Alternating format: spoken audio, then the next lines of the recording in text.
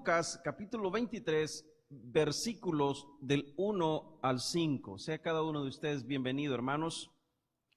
Sé que cada día es incómodo, ¿verdad? Venir con mascarilla, estar todo el rato aquí, pero pues gloria a Dios porque se nos permite, ¿verdad? Salir y estar, aunque sea guardando pues con todo el cuidado posible. Hermanos, siempre estamos pidiendo oración por la iglesia de Los Ángeles, los hermanos de Los Ángeles que pues estaban contentos porque ya de igual forma habían pues abierto y nuevamente les volvieron a cerrar. Así es que estamos orando por ellos para que sea el Señor quien a su debido tiempo igual regrese. Así es que, hermanos, de igual forma, así rápidamente, ¿cuántos se acuerdan del pastor Leonardo? ¿Se acuerdan? Pastor Leonardo. Es muy probable que para el 2 lo tengamos ya con nosotros durante algunas semanas. Viene, está con nosotros, se regresa por 2 semanas a Santo Domingo y luego pues ya regresa para estar con nosotros el resto de que nos quede, ¿verdad? Mientras Dios permita. Es un hombre de Dios el cual va a trabajar con nosotros y pues vamos a trabajar juntos con él. Así es que, hermanos, rápidamente el libro de Lucas capítulo 23 del versículo 1 al 5, vamos a estar hablando acerca de Jesús ante Pilato.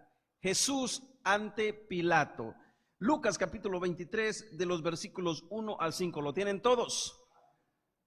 Si no está en nuestras pantallas, pues búsquelo en sus Biblias, hermanos, búsquelo ahí en sus Biblias. Acostumbrémonos siempre a abrir este libro de texto que es, pues, es lo mejor que nos ha podido pasar como cristianos, como sus hijos, andar este libro maravilloso. La palabra del Señor se lee en el nombre del Padre, en el nombre del Hijo y en la comunión de su Santo Espíritu, y dice así, todos juntos. Levantándose entonces toda la muchedumbre de ellos, llevaron a Jesús a Pilato y comenzaron a acusarle, diciendo, a este hemos hallado que pervierte a la nación y que prohíbe dar tributo a César, diciendo que él mismo es el Cristo, un rey. Entonces Pilato le preguntó, diciendo, ¿eres tú el rey de los judíos? Y respondiéndole él, dijo, tú lo dices. Y Pilato dijo a los principales sacerdotes y a la gente, ningún delito hallo en este hombre. Pero ellos porfiaban diciendo, alborota al pueblo, enseñando por toda Judea y comenzando desde Galilea hasta aquí. Oramos. Señor Cristo Jesús, te damos gracias por este momento que nos permites.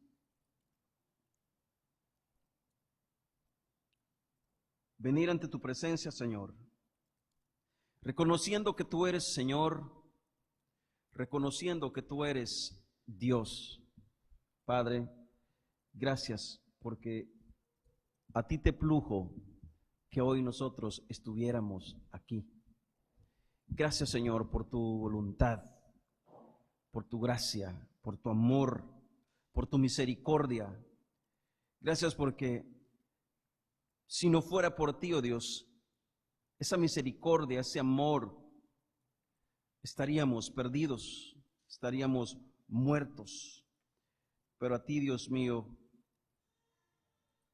te moviste en misericordia gracias a Cristo Jesús, para que hoy pudiéramos estar aquí, adorando tu nombre, exaltando tu nombre, y que podamos aprender juntos de tu palabra.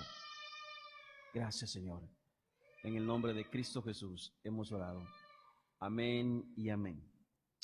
Muy bien, hermanos, el domingo pasado estábamos hablando acerca de los versículos anteriores del libro del capítulo 22, acerca de Jesús ante el concilio.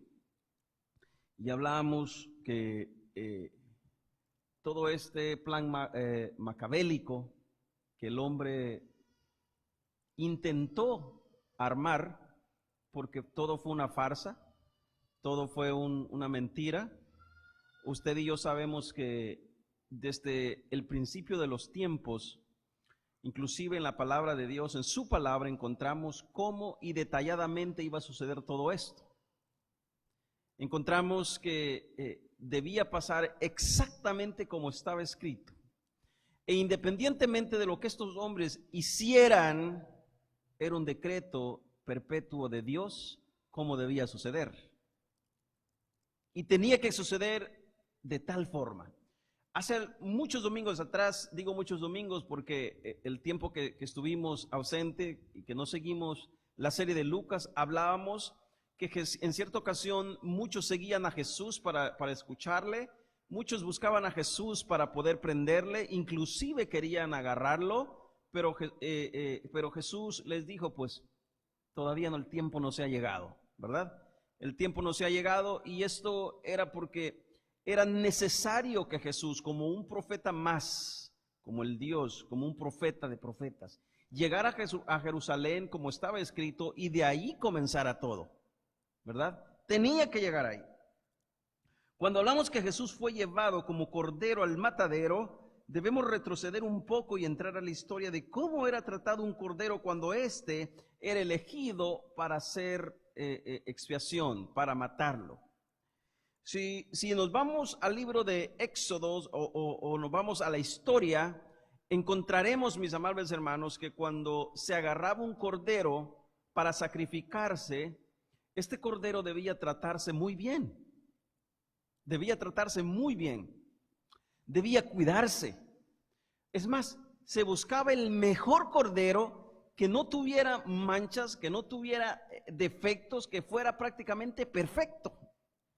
Y debían tener la vigilancia, debían vigilarlo día y noche para que éste no llegara a tener ningún defecto en el momento de hacerse el sacrificio. Cosa que lo tenían por costumbre, ¿verdad? Y cuando hablamos acerca de Jesús, el cordero expiatorio, el cordero que expió nuestros pecados, el que murió en nuestro lugar, siendo Él el Cordero, y nosotros estudiamos y miramos cómo Jesús fue tratado desde el principio que fue agarrado. Hermanos, nada que ver como un cordero tenía que hacerse tratado hasta llegar al sacrificio. Jesús fue maltratado, hermanos, desde el principio, porque sus enseñanzas trascendían mucho más allá de la expectativa que ellos tenían. Ellos querían escuchar algo diferente de Jesús. Ellos querían que Jesús viniera y les diera todos los beneficios, literalmente los bendijera, literalmente les diera todo como ellos esperaban a un rey. Lastimosamente, Jesús no vino a satisfacer ningún deseo, sino que Él vino a hacer justicia. Jesús no vino a hacer misericordia, Jesús vino a hacer justicia. Lo que Jesús hace es justicia. Grabes eso en la mente, mis amables hermanos. Siempre que piense en lo que Jesús vino a hacer, Jesús vino a hacer cumplir la ley, o sea, a hacer justicia.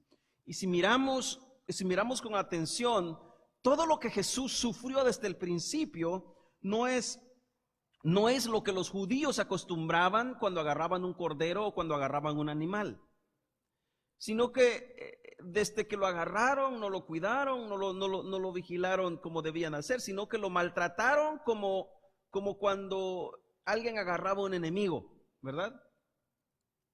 Desde el principio. Si usted retrocede al libro de Éxodo capítulo 12, encontraremos los detalles de cómo debía ser un cordero, cómo debería ser tratado, ¿verdad? Pero no solo cómo debía ser, sino más bien cómo debía ser tratado antes de ser inmolado. Este punto es muy importante. ¿Cómo debía ser tratado antes de inmolarle al cordero? Tenían que cuidarlo, ¿verdad? Debían cuidarlo para que éste llegara en perfectas condiciones al 14 de Nisan, que era el día de la expiación o el día del sacrificio. Y luego lo inmolaría toda la congregación. ¿Fue esto lo que realmente pasó con Jesús, mis amables hermanos? No. Jesús fue prendido y desde el momento en que lo agarraron, comenzó el sufrimiento de Jesús.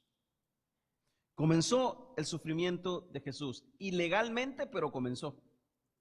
Lo juzgaron de noche, lo cual era ilegal. Lo fastidiaron, ¿verdad? Lo hostigaron, lo cual no era la costumbre. Ahora, Jesús no fue tratado como normalmente era tratado un cordero antes de ser inmolado. Jesús, como nuestro sustituto, fue tratado injustamente desde el principio. Injustamente desde el principio. Si usted se va al libro de Lucas, capítulo 12, de los versículos 53 al 54, nos dice que los escribas y los fariseos se pusieron sumamente hostiles en contra de Jesús. Se pusieron furiosos en contra de Jesús. Se pusieron enojados en contra de Jesús. Y trataban de conspirar contra él en cada momento, en cada momento. Hermanos, el cordero tiene como cualidades que es un animal manso, es un animal indefenso, es un animal que usted lo puede guiar para donde usted quiera y él ahí va a ir. Usted lo puede golpear y él sigue siguiéndolo. ¿Qué necesidad tenían de tratar a Jesús antes de inculparlo, de lo que ellos quisieran inculparlo? Bueno, por esa razón es que todos los movimientos que estos hombres hicieron fueron totalmente fuera de la ley, ilegal.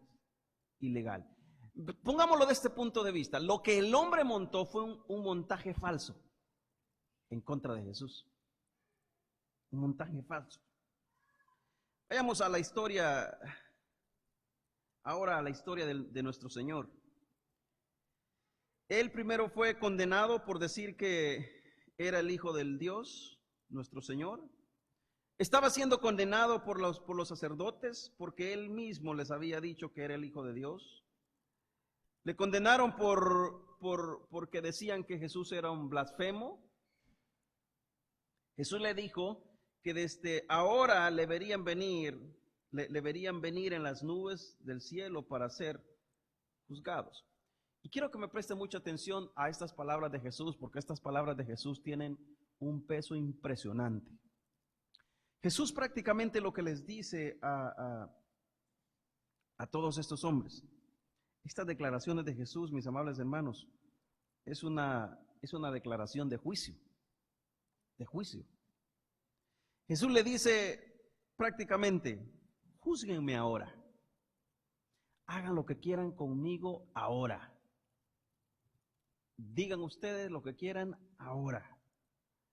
Porque después, escúcheme bien lo que les dice Jesús, porque después vengo yo como juez a juzgarlos a ustedes. Hermanos, les está diciendo, bueno, desde ahora me verán venir como juez a juzgarlos a ellos. Entonces, esto ellos no lo entendieron. Ellos siguieron con sus corazones ardientes, con sus corazones deseosos, llenos de odio por querer terminar con Jesús, por querer matarlo, pero Jesús les está diciendo, ustedes no van a poder hacer nada. Es más, yo voy a regresar y yo soy quien los voy a juzgar a ustedes. Yo soy quien los voy a juzgar a ustedes. Esto me llama mucho la atención. Y es necesario que le prestemos atención. Jesús les está diciendo, señores, hagan lo que tienen que hacer ahora mismo. Hagan lo que tienen que hacer ahora mismo sin estar con cosas, ¿verdad? Sin estar con cosas, porque desde ahora yo voy a regresar y quienes van a estar en la silla siendo señalados, siendo juzgados van a ser ustedes, no voy a ser yo. Porque en verdad les digo que yo regresaré y los juzgaré con vara de hierro. Con vara de... Hermanos, aquí no vemos la gracia de Dios. Aquí no vemos la gracia de Cristo Jesús. ¿Sabe qué es lo que se ve aquí? Aquí lo que se ve es completamente la ira de Dios sobre estos hombres. Viene a juzgarlos. Viene a sentenciarlos. El juez viene a darle la sentencia de muerte. Los principales, después de haber juzgado duramente a Jesús durante la noche, no se aguantaban para que el día llegara y llevarlo con Pilato. Estos estaban deseosos, ¿verdad? Estos estaban desesperados. La tradición nos dice que Jesús pudo haber sido llevado con soga en el cuello y cadenas en los pies y sus manos atadas, porque era como se llevaba al cordero cuando iba a la expiación, el matadero, ¿verdad? Se nos dice que Jesús pudo haber sido llevado atado de manos, atado de los pies y con una soga en el cuello, con una soga en el cuello, porque era la forma en que los prisioneros eran llevados a la hoguera, a la cruz, a la horca. Era la forma en que se trataba a alguien, escúcheme bien, que según ellos no merecía vivir. Según ellos, Jesús había sido tan malo, pero tan malo, que no merecía vivir. Según ellos, Jesús había cometido tantos delitos, había quebrantado todas las leyes, que Jesús no merecía vivir ni tan siquiera un minuto más. ¿Pueden creer ustedes el odio que tenían estos hombres en contra del maestro? Según ellos, Jesús, hermanos, es más, se quejaron con Pilato porque les dijo: mira, a nosotros se nos ha quitado la autoridad de poder darle sentencia de muerte, ¿verdad? Se nos ha quitado la autoridad de poder sentenciarle a muerte, pero tú puedes. Pero ellos se topan con la sorpresa que cuando Pilato le hace la pregunta, dice: bueno, pero es que yo no veo ninguna culpabilidad en este hombre. Una acción media rara. Porque si usted lee la historia acerca de estos imperios, de estas autoridades, hermanos, estos no se tocaban para condenar, para matar a alguien. Estos, mátenlo, llévenlo. Pero ven aquel hombre que llega ante él, lo llevan amarrado, lo llevan ante él, lo llevan acusando, y Pilato ve algo diferente de lo que los judíos estaban viendo. Aquí sucede algo extraño. Hay algo que lo movió a Pilato a decir: yo veo a este hombre inocente, alguien que era duro, alguien que era cruel con la gente, con los prisioneros, que los mataban, los sentenciaban a muerte por nada. Una acción diferente. Una acción media rara en el cuadro.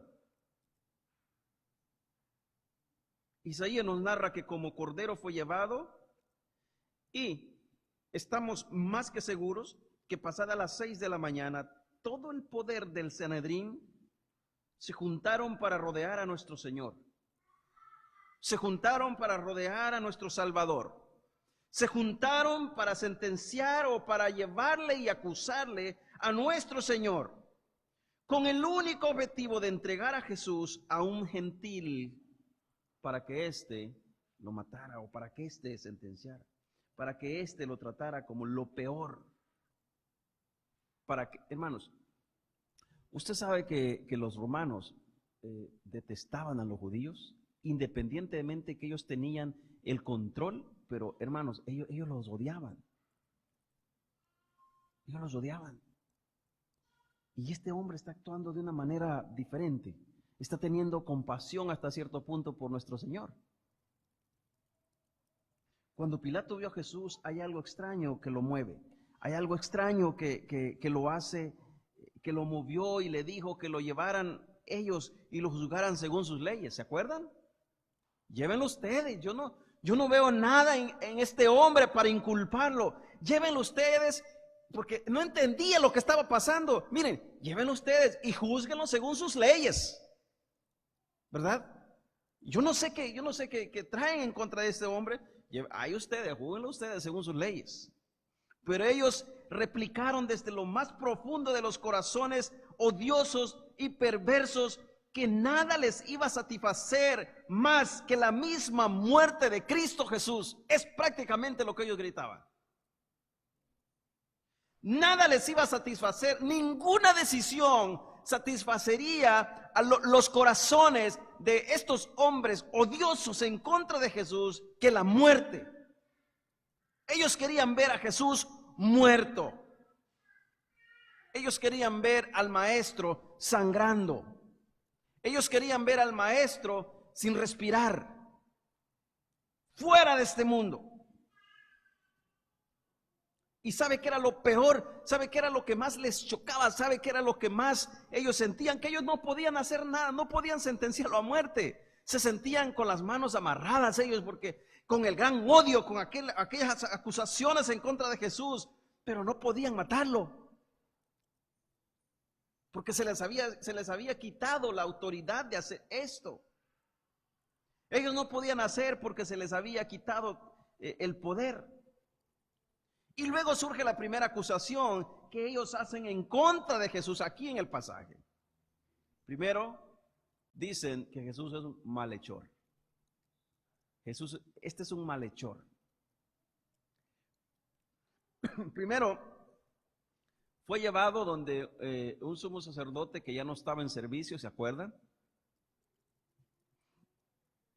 Luego, porque ellos andaban angustiados, ellos andaban desesperados. Ellos no querían que el tiempo pasara más.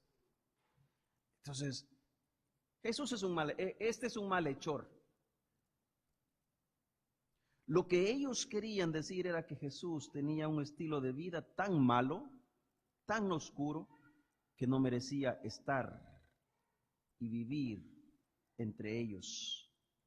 Que tenía delitos que lo hacían merecedor del peor castigo que ellos le daban a la víctima. Jesús no merecía vivir, que Jesús era lo peor, que Jesús era la escoria, que Jesús era un estorbo entre ellos, lo cual ellos pues lo mostraron desde el principio, y ellos deseaban con todas sus fuerzas darle muerte. Tanto odio en los corazones de esta gente, tanto odio en el corazón de estos hombres.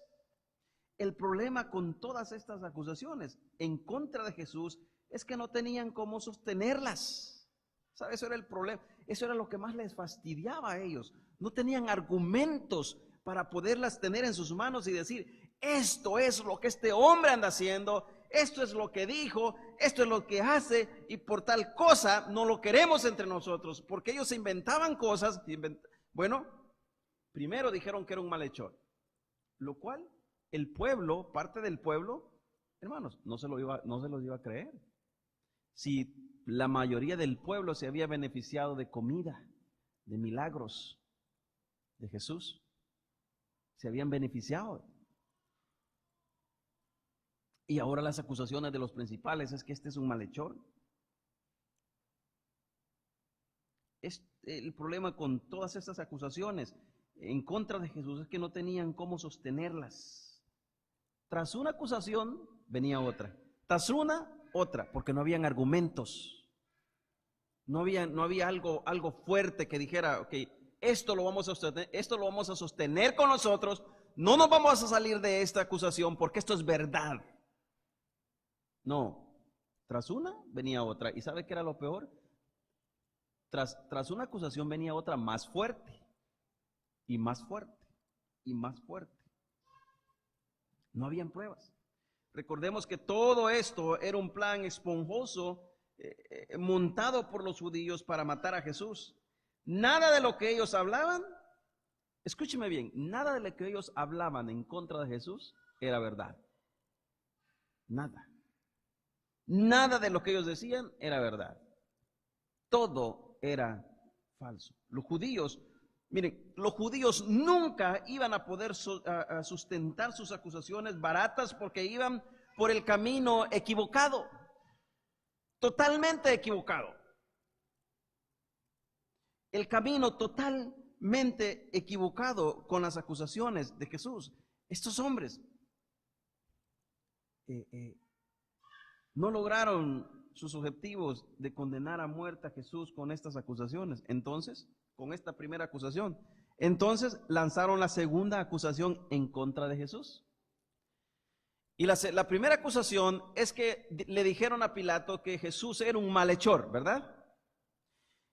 Y más después, ellos recalcaban cuando se les preguntó a todos ellos que estaban ahí enfrente, ¿a quiénes quieren que soltemos? ¿A quién quieren que yo suelte? A Barrabás, que este sí era un malhechor, que este sí era un malo, que este sí, pues, según sus leyes merecía morir, este sí era un malhechor. Entonces ellos dicen, no, pues, suéltenos a Barrabás y condenen y maten a Jesús. La segunda acusación es que él quiere ser rey. Es que este quiere ser rey. Entonces Pilato les dice, Pilato le pregunta a Jesús, ¿tú eres rey? Como ellos dicen. Jesús le contesta sabiamente. Fíjese que Jesús hace algo muy impresionante. Le dice, ¿dices esto acerca de mí por ti mismo o alguien te lo ha dicho? Mire, Jesús está trabajando con el corazón de Pilato.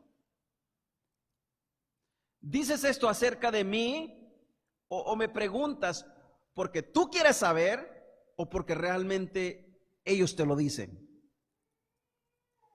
Quiero que note algo, Jesús nunca negó esta acusación. Jesús nunca negó esta acusación, la de ser rey. Nuestro Señor dijo que su reino no era de este mundo. No estaba negando el ser rey. No estaba negando esta acusación.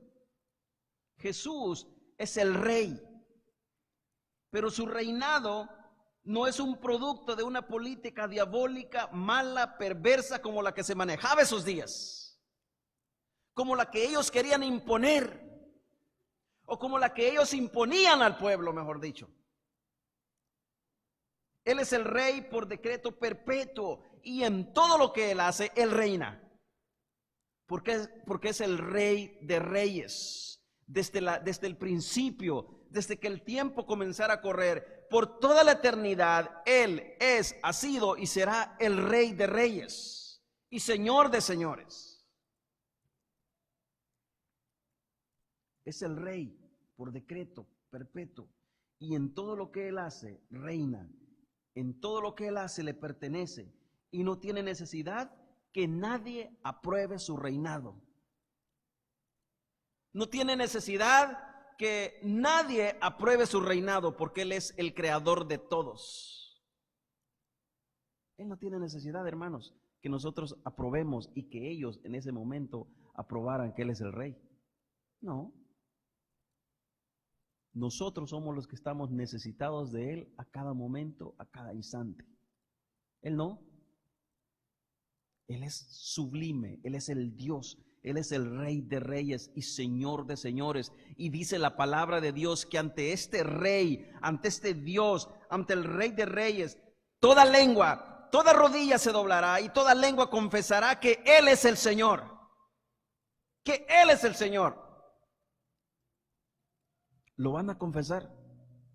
Así como aquel soldado que estaba al pie de la cruz confesó verdaderamente, este era el Hijo del Dios viviente. Así un día toda lengua confesará que Él es el Hijo del Dios viviente. Mi pregunta es ahora para nosotros, iglesia. ¿Cuántos vivimos en ese reinado? ¿Cuántos pertenecemos al reino de Dios? ¿Cuántos nos sentimos parte del reino de Dios? Jesús es el Rey de Reyes. Él vino para hacer justicia y su reinado consiste en la veracidad de su verdad. En la veracidad de su verdad. Su boca es santa, sus palabras son verdad, no hay mentira en él, no hay falsedad en él, él es verdad por una eternidad. Amada congregación, debemos hacernos una pregunta hoy. ¿Soy parte del reinado de Jesús o soy parte del reinado de este mundo? Pregúntese, preguntémonos. ¿Soy parte del reino de Cristo Jesús o soy parte del reinado de aquel que gobierna las tinieblas? Y si usted dice, sí, yo soy parte del reinado de Jesús, ahora te digo otra pregunta. ¿Es Jesús tu Rey? ¿Es Jesús tu Señor? Porque si no lo es, hermanos, hay un grave problema. Si no lo es, tienes un grave problema. Te es necesario que caigas de rodillas y clames por misericordia para que Él sea tu Rey. Te es necesario que caigas de rodillas, vayas a la cruz y le digas, Cristo Jesús, quiero que seas mi Rey. Muévete en misericordia por mi alma, sálvame. Para que ese sufrimiento de Cristo Jesús venga a ser beneficiario para nosotros. Que sea ese sufrimiento de Cristo Jesús nos beneficie a nosotros y podamos hoy nosotros disfrutar de su gracia. Que su gracia es tan maravillosa, tan gloriosa, tan bonita, mis amables hermanos, que Pablo lo dijo de esta forma: no hay más condenación para aquellos que estamos en Cristo Jesús. Ya no hay. Gracias a Él. Gracias a Él. A esto es lo que el apóstol Pablo se refirió cuando dijo que Jesús dio testimonio de la buena profesión delante de Pilato. ¿Qué profesión? La profesión de rey. Él es el Rey de reyes y Señor de señores. Dijo Pablo, él dio testimonio en frente de Pilato acerca de la buena profesión. ¿Y cuál es su profesión? Ser rey. Él es el Rey que gobierna. Él es el Rey que gobierna. Por esa razón, inclusive estas acusaciones, horas después, esta acusación horas después fue escrita en la cruz del Calvario, ¿se acuerdan? Hermanos, según ellos estaban burlando de Jesús. Pero en el plan soberano de Jesús, y Jesús mismo sabía, y nosotros mismos sabemos que Él es el Rey. ¿Cuántos sabemos eso? ¿Cuánto lo creemos que Él es el Rey? Los mismos se querían burlar de Jesús y hicieron un letrero: Jesús, Rey de los judíos. Pues déjeme decirle, hermanos, que Él no es solamente Rey de los judíos. Él es el Rey de los romanos, Rey de los gentiles, Rey de toda lengua y toda nación. Él es el Rey de reyes. Pareció una burla ahí, pero eso es verdad. Él es el Rey de reyes y Señor de señores. Como en son de burla, hicieron un rótulo y lo pusieron encima de la cabeza de Jesús en la cruz. Este es el Rey de los judíos. Ja, ja, ja. Soberanamente sabemos, por Dios, por su misericordia, que Él es nuestro Rey. Él es nuestro Señor. Ellos lo hicieron como burla, pero Jesús en realidad es y será y seguirá siendo el Rey de reyes, Rey de los judíos, Rey de los gentiles, o sea, el Rey de reyes, de todo lo que existe y todo lo que se mueve. Él es el dueño. Yo te invito a que aceptes esta verdad. Te invito a que aceptes esta verdad. Te invito a que obedezcas esta verdad, sus mandamientos. Te invito a que tomes en cuenta su justicia en cuanto a nuestros pecados, porque esa justicia sigue siendo vigente, sigue estando vigente por nosotros. Hermanos, mire, se lo digo de esta forma. Este no es un acto de piedad. Esto no es que Jesús se apiadó de nosotros. Esto significa que Jesús vino a hacer justicia con el Padre. Con el Padre. Y gloria a Dios, porque el Padre, Hijo y Espíritu Santo, en su plan perfecto, Cristo obedeció, Cristo hizo justicia, Cristo fue perfecto, Cristo fue recto, Cristo el Cordero sufriente, nos bendijo con bendiciones celestiales. Nos bendijo con bendiciones celestiales y hoy se nos ha dado el privilegio de entrar directamente al trono celestial y decirle: Padre, tú eres mi Padre, tú eres mi Señor.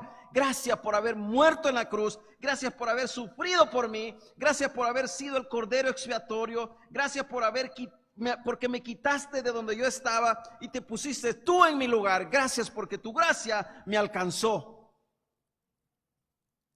Ese es nuestro Señor, ese es el Señor a quien nosotros servimos. Y si ese no es el Señor a quien usted sigue, yo le invito en este momento a que le clame al Señor y le diga: Señor, salva mi alma, perdona mis pecados, hazme tu hijo. Porque quizá Dios le pueda conceder la salvación. Eso lo decía Pedro. ¿Se acuerdan? Háblenle, predíquenle, por si quizás Dios le concede la salvación.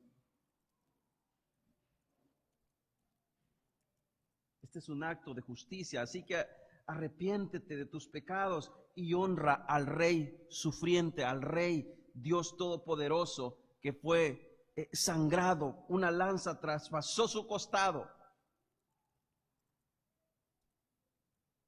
una corona de espina fue puesta en su frente. Sufriente,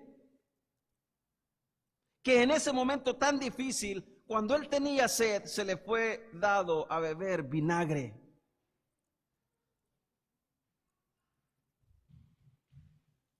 Y sabe que lo más maravilloso de todo esto, mis hermanos, es que usted y yo nos salvamos.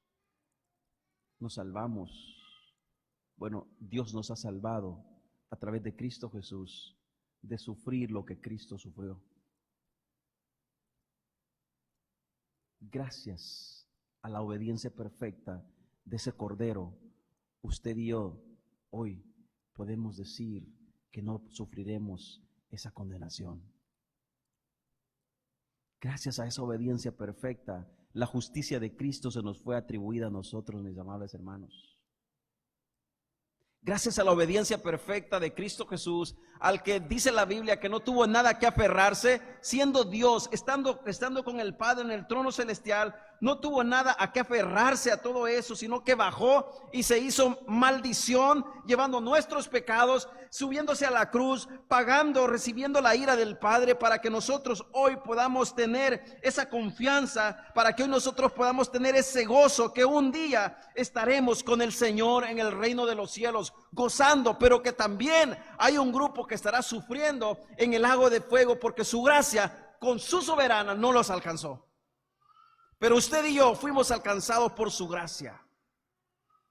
Eso debería movernos todos los días a rendir nuestra vida en adoración hacia Él, mis amables hermanos. Si este tema a ti te parece aburrido, hay un problema. Esto es el centro del Evangelio, que Cristo Jesús murió, fue justo, fue perfecto, y que usted y yo a través de Él tuvimos la redención. Fuimos comprados a precio del Cordero. Su justicia y perfección siguen siendo suyas y mías. Suyas y mías, porque Él nos ve a través de Cristo, a través de su rectitud, a través de su obediencia, a través de su sufrimiento. Hermanos, miren, Nosotros hablamos de que Él pone nuestro traje de justicia y Dios nos ve con el traje de justicia, pero Dios también ve como que si nosotros hubiésemos sufrido toda la vía dolorosa con Cristo Jesús.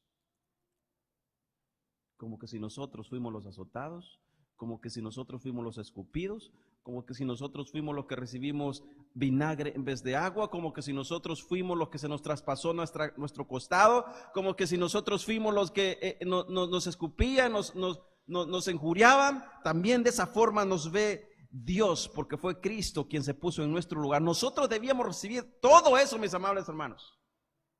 Todo, absolutamente todo. Dios quiso perdonarnos otra vez y nos justifica a través de Cristo Jesús. Cristo Jesús es obediente al Padre.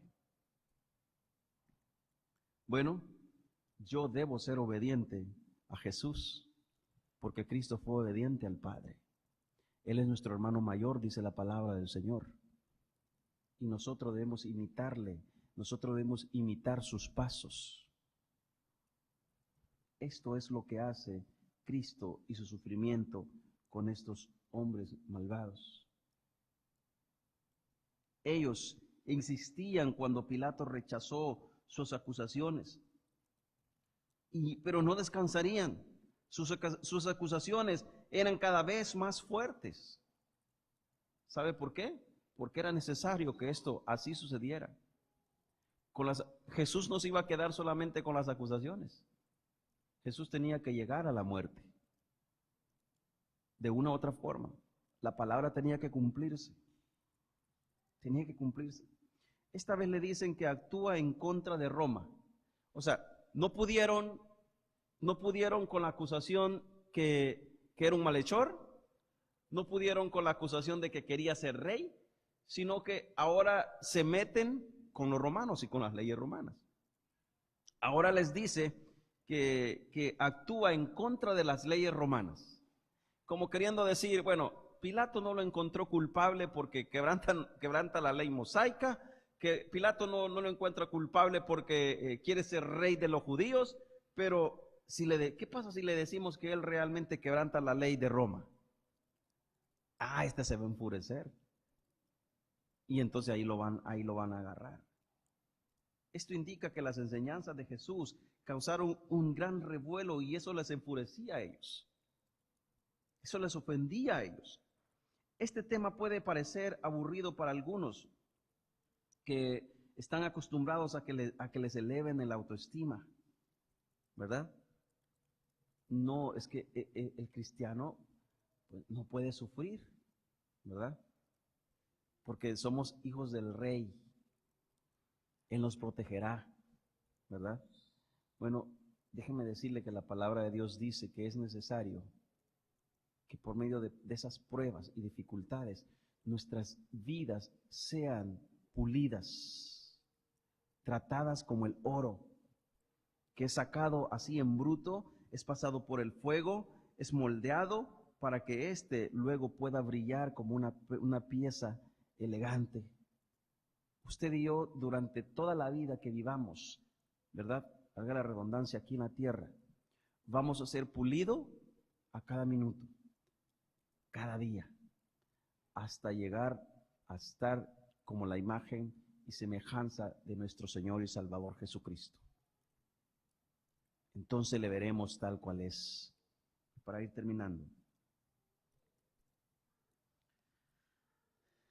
déjenme decirles, amables hermanos, que si esto pues te parece aburrido, debes comenzar a buscar el serio problema que tienes en tu vida, el serio problema que estás atravesando y acudir al sufrimiento de Cristo Jesús.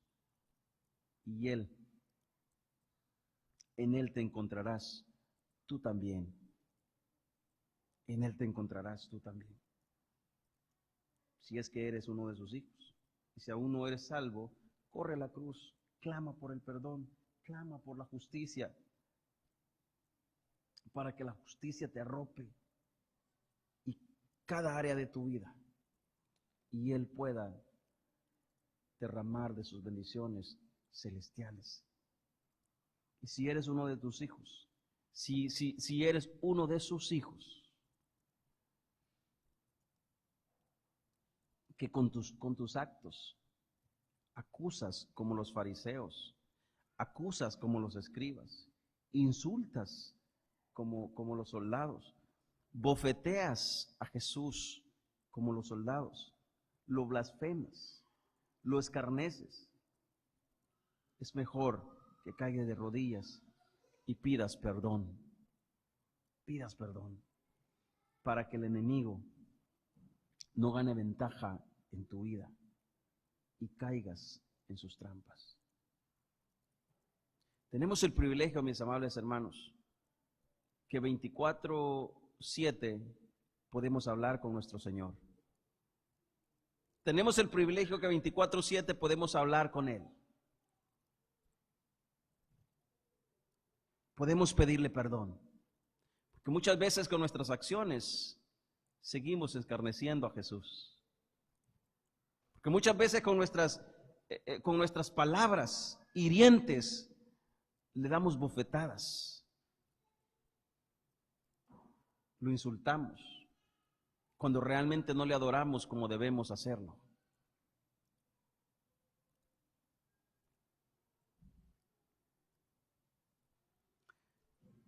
Te voy a invitar a que inclines su rostro un momento y termino con esto. El sufrimiento sigue en contra de Jesús. Las acusaciones no cesarán.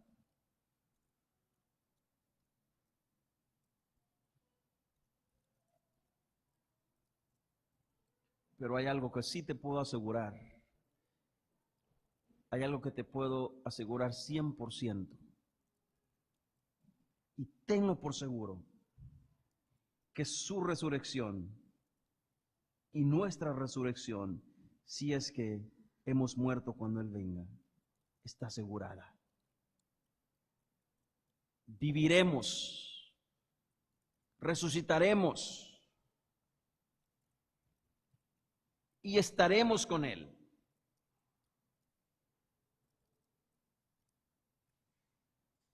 Porque sus promesas son verdad.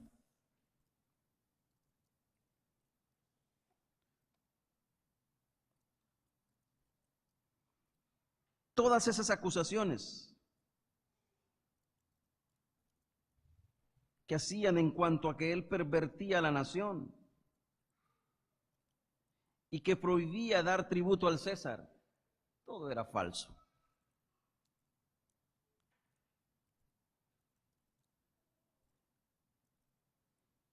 Y le dicen, Él mismo dice que es el Cristo.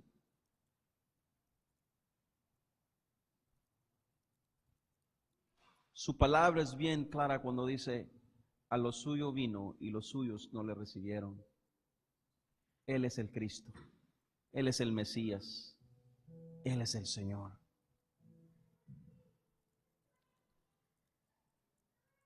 ¿Eres tú el Rey de los judíos? Tú lo dices.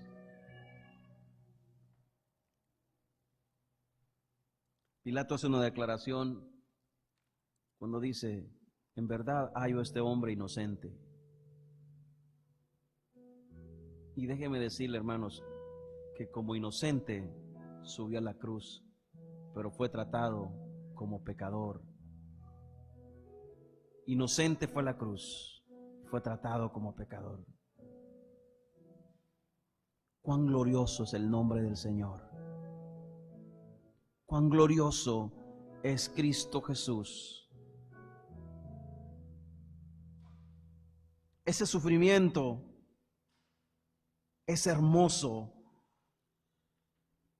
cuando lo miramos desde el punto de vista que Él ha sido nuestro sustituto.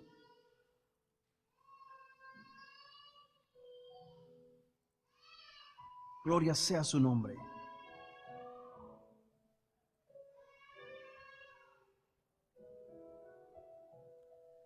Exaltamos su nombre, que es sobre todo nombre.